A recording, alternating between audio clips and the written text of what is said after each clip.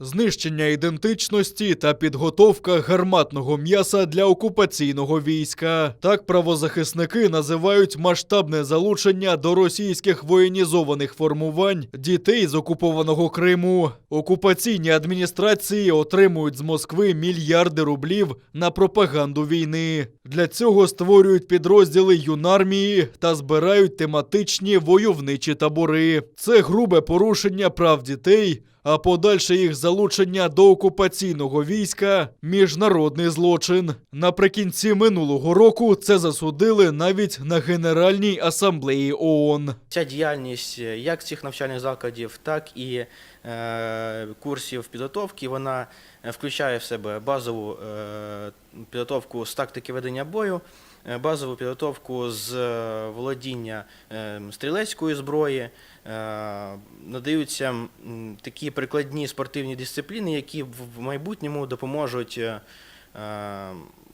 легше проходити, скажімо, службу у Збройних силах Російської Федерації.